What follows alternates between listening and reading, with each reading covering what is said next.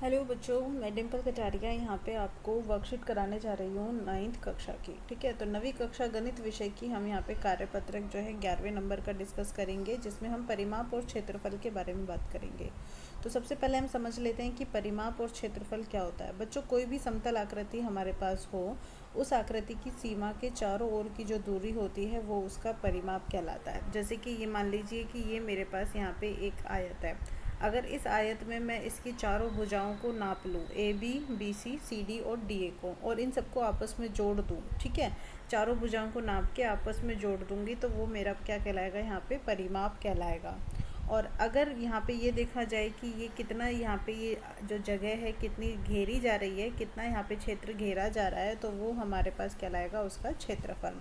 तो इसलिए किसी बंद समतल आकृति के द्वारा घेरा हुआ क्षेत्र कहलाता है क्षेत्रफल।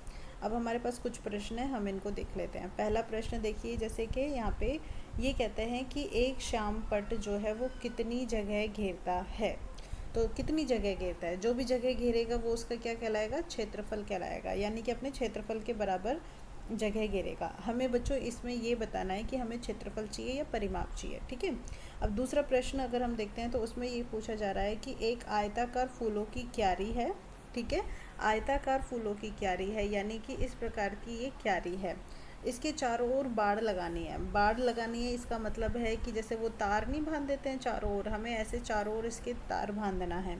तो आवश्यक तार की लंबाई क्या है, तो इसको ज्ञात करने के लिए बेटा हमें ये तो नहीं देखना पड़ रहा कि इसमें कितनी जगह घेरी हुई है, हमें तो चारों भुजाओं को जोड़ना पड़ेगा एक तरीके से। तो ये क्या, यहाँ पे हमें क्या चाहिएगा, परिमाप। ऐसे ही तीसरा प्रश्न, एक तिकोना पार्क है और इसके 2 बार आपको चक्कर लगाने हैं, मतलब तिकोना पार्क है। ठीक है, इस प्रकार से ये पार्क है, आपको इसके 2 बार ऐसे चक्कर लगाने हैं। तो आप देख रहे हैं कि आप तीनों भुजाओं के चारों दोनों तरफ चक्कर लगा रहे हैं ना, सभी तरफ चक्कर लगा रहे हैं। तो आप ये दूरी ज्ञात करने के लिए क्या ज्ञात करेंगे, परिमाप।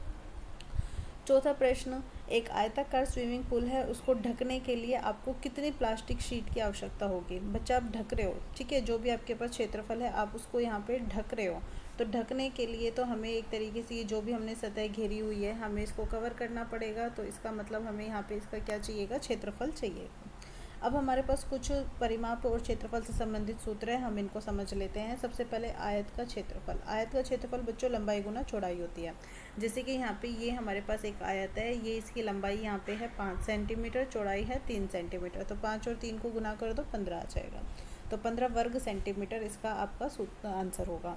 अगर परिमाप ज्ञात करना है तो 2 गुना लंबाई प्लस 2 गुना चौड़ाई, यानी कि 2 गुना लंबाई प्लस चौड़ाई का आप सूत्र लेंगे। तो 2 गुना लंबाई है इसकी जगह 5, चौड़ाई की जगह 3, पहले दोनों को जोड़ा, 5 और 3 8, फिर 2 8 16 सेंटीमीटर। ठीक है बच्चों, परिमाप जो होता है उसकी जो इकाई होती है वो सेंटीमीटर या मीटर ही होती है, लेकिन क्षेत्रफल में वर्ग लग जाता है। ऐसे ही अगर अब हमें वर्ग का क्षेत्रफल ज्ञात करने को बोला जाए, यहाँ पे जो दिया हुआ है, तो वर्ग की जो भुजा है वो 3 सेंटीमीटर दी हुई है। तो भुजा गुना भुजा क्षेत्रफल होगा, तो 3 गुना 3 यानी कि 9 सेंटीमीटर स्क्वायर। और परिमाप में आप 4 से गुना कर देंगे तो 4 तिया 12। ऐसे ही अब आप बात करेंगे त्रिभुज की। तो बच्चों त्रिभुज के क्षेत्रफल का सूत्र होता है 1/2 गुना आधार गुना ऊंचाई। तो आधार तो ये होता है जिसपे हमारा कोण बना होता है, जैसे 4 सेंटीमीटर, और ये जो यहाँ पे 90 डिग्री का कोण बनाने वाली जो रेखा होती है वो लंब होता है, यानी कि ऊंचाई होती है जो सीधी होती है एकदम। ठीक है, तो अब आपने यहाँ पे 4 को 3 से गुना किया, 12 मिला, फिर 2 से 12 काटा, 2 छिंग 12, यानी कि 6 सेंटीमीटर स्क्वायर आपका उत्तर आया। ऐसे अगर आप परिमाप ज्ञात करेंगे तो तीनों भुजाओं को जोड़ देंगे, तो 4 और 3 5, यानी कि 12 सेंटीमीटर। ठीक है, अब चलिए देखिए कुछ प्रश्न है, हम इनको समझते हैं।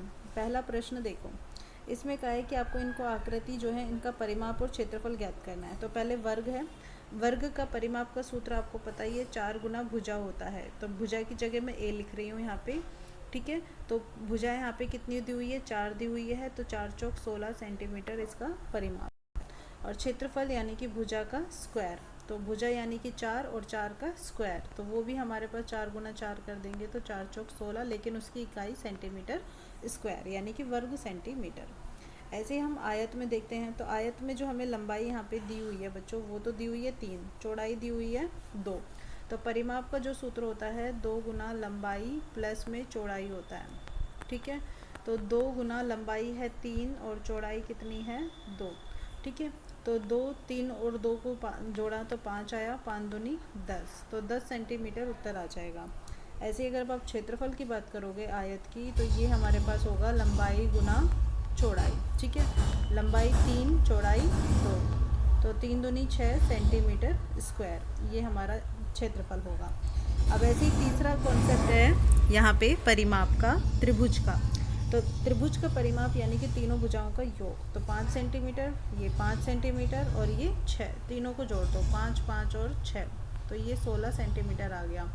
और क्षेत्रफल ज्ञात करोगे तो 1/2 गुना आधार, आधार की जगह हमारे पास यहाँ पे 6 है। ऊंचाई, ऊंचाई कितनी है 4। ठीक है, तो 2 एकम 2, 2 दूनी 4 और 6 दूनी 12 सेंटीमीटर स्क्वायर, ये हमारे पास इस त्रिभुज का क्षेत्रफल आ जाता है। ठीक है, अब इसके बाद दूसरा प्रश्न देखिए, इसमें कहा है कि एक वर्गाकार पार्क का आपको क्षेत्रफल ज्ञात करना है जिसका परिमाप दिया हुआ है 320 मीटर। तो बच्चों परिमाप, वर्ग का परिमाप कितना होता है? वर्ग का परिमाप होता है 4 गुना भुजा। ठीक है, और जिसका मान हमें कितना दिया हुआ है 320। तो यहाँ से आप भुजा का मान ज्ञात कर सकते हो, ये मीटर में है, तो भुजा 320 मीटर में हम किससे भाग देंगे 4 से, ये 4 गुना में है, नीचे आ जाएगा, तो 4 8 32 और ये 0, 80 मीटर आ गई है भुजा। अब आपको चाहिए इसका क्षेत्रफल, तो क्षेत्रफल में हम करेंगे यहाँ पे भुजा का वर्ग, यानी कि 80 को हम 80 से ही गुना करेंगे, तो 8 8 64 हो जाएगा और 2 जीरो लग जाएंगी, तो 6400 मीटर स्क्वायर हमारा उत्तर हो जाएगा। ठीक है, इसके बाद तीसरा प्रश्न है, एक आयताकार भूखंड की हमें यहाँ पे चौड़ाई ज्ञात करनी है। ठीक है बच्चों, चौड़ाई ज्ञात करनी है आयताकार भूखंड की, और इसका हमें क्षेत्रफल दिया हुआ है कितना 440 वर्ग मीटर, और इसकी हमें लंबाई दी हुई है 22 मीटर। बच्चों हमें यहाँ पे ना इसका क्षेत्रफल दिया हुआ है, ये हमारे पास मेन पॉइंट है। ठीक है, क्योंकि हमें आयत के क्षेत्रफल का सूत्र पता है। क्या होता है आयत का क्षेत्रफल? वो बराबर होता है लंबाई गुना चौड़ाई के। ठीक है जी, आपको यहाँ पे क्षेत्रफल का मान दिया हुआ है 440, लंबाई आपको दी हुई है 22, चौड़ाई आपको नहीं पता, तो चौड़ाई आप ज्ञात करना चाहेंगे तो चौड़ाई के साथ में गुना में 22 है, तो 22 को दूसरी तरफ भेज दीजिए, ये नीचे आ जाएगा भाग में, 22 एकम 22, 22 दूनी 44 और 0। तो बच्चों इसका मतलब ये हुआ कि आपकी जो चौड़ाई है वो आपको 20 मीटर के बराबर प्राप्त हो गई है। ठीक है, और वर्कशीट भी आपकी कंप्लीट हो गई है। तो अगर आपको यहाँ पे कोई कन्फ्यूज़न है इस वर्कशीट में तो आप लाइक कमेंट ज़रूर कर दीजिएगा। ठीक है, और कमेंट करके मेरे को बताइएगा कि आपको क्या कन्फ्यूजन है, और वर्कशीट अगर अच्छे से समझ में आई है तो प्लीज़ लाइक ज़रूर कीजिएगा। Thank you so much for watching this channel.